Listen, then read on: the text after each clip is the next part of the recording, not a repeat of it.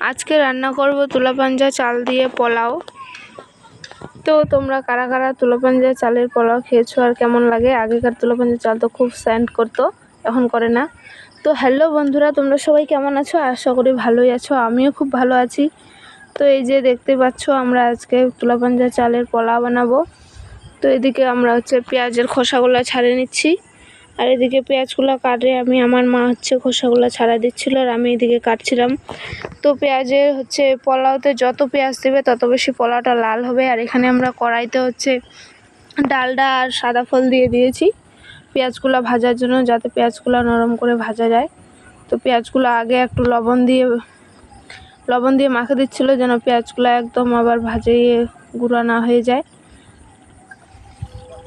আর এরকম দিলে একটু পেঁয়াজগুলো নরম হবে, যেন তাড়াতাড়ি ভাজা যায় আর কি।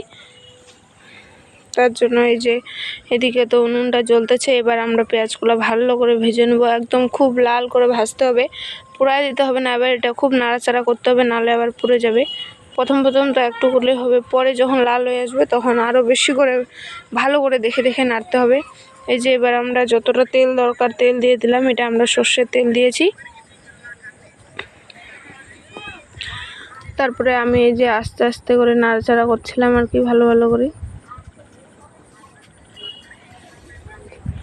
যত বেশি পেঁয়াজ দেবে পোলার মধ্যে, পোলাটা তত বেশি লাল হবে। আর এটা ছিল মিষ্টি পোলা, আমরা লবণ পোলা খাইতে পারি না, তাই আমরা মিষ্টি পোলাই রান্না করছি। আর আমার শ্বশুরবাড়ির ওদিকে কিন্তু লবণ পোলাই খায় সবাই, ওরা আবার মিষ্টি পোলা খাইতে পারে না। এটা আমি আমার মার বাড়ি ছিলাম, তো মার বাড়িতে মিষ্টি পোলা রান্না করছিলাম। তার সাথে ছিল মুরগার মাংস। যারা মুরগা মাংস রেসিপিটা দেখবে, তো আমি দিয়ে দিব, আমি ডেসক্রিপশনে লিঙ্কটা দিয়ে দেবো, তোমরা চাইলে দেখে নিতে পারবে ওটা মুরগার মাংসটা। এই যে এখানে চালগুলো এবার মেপে দিয়ে দিচ্ছিল, যতগুলো চাল দিবে ওই যেই পাত্রটা দিয়ে তুমি চালটা মেপে দিবে, ওটা দিয়েই আবার জল দিতে হবে।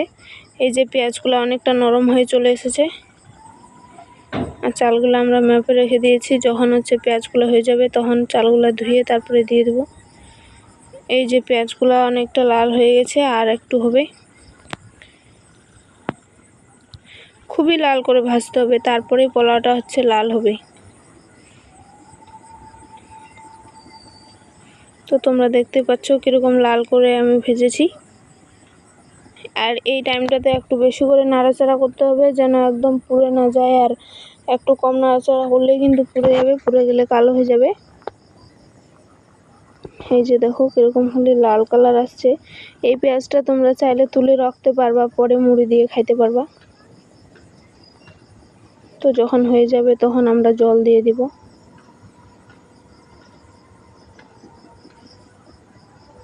পেঁয়াজগুলোতে একটু লবণ দিচ্ছিল।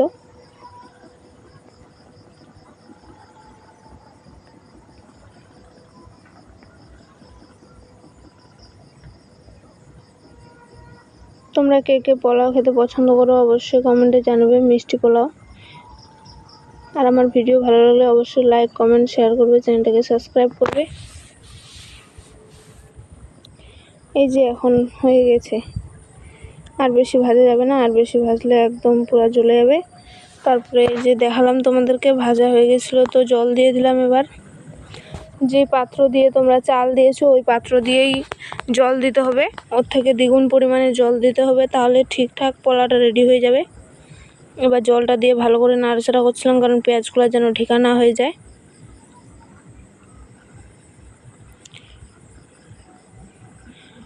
এই যে আমরা এই মগটা দিয়ে 1 মগ চাল দিয়েছিলাম, তো 2 মগ জল দিলাম।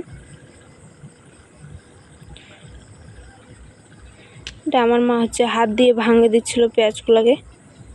তারপরে এদিকে ওদিকে ওটা এখন ফুটায় নিতে হবে ভালো করে। তার ফাঁকে এদিকে এই যে চালগুলো আমি ধুয়ে নিচ্ছি, চালগুলো ভালো করে পরিষ্কার করে ধুয়ে নিব। এগুলো ছিল তুলা পাঞ্জা চাল, তো এগুলো খুব স্যান্ড করছিল আবার ভালোই।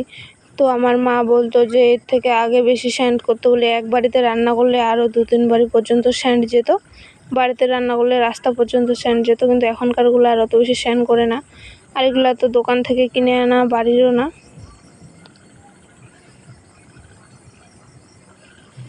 তো আমি 2-3 বার ভালো করে ধুয়ে নিলাম চালটাকে। এবারে এদিকে পেঁয়াজের জলটা যখন ফুটে যাবে তখন এই চালগুলোকে দিয়ে দেবো। এই যে পেঁয়াজের জলটা এদিকে ফুটে গেছিলো, তো এখানে আমরা স্বাদ মতো চিনি দিয়ে দিয়েছিলাম। তোমরা যেরকম চিনি খাবে ওই হিসাবে তোমরা দিবে। তারপরে চিনিটা দিয়ে একটু ভালো করে নাড়াচাড়া করছিলাম। জলটাকে নাড়তেই থাকতে হবে। তোমরা তো দেখতে পাচ্ছ আমি কিরকম ঘন ঘন নাড়তেছি।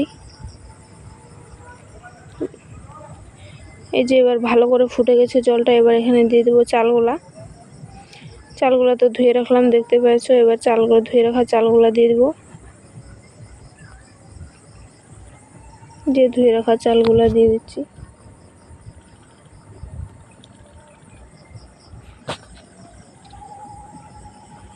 চালগুলা দিয়েও ভালো করে নাড়াচাড়া করতে হবে যেন তলাটার মধ্যে লাগে না যায়। আমার মা দিচ্ছিল আর আমি চালগুলাকে নাড়ছিলাম ভালো মতো।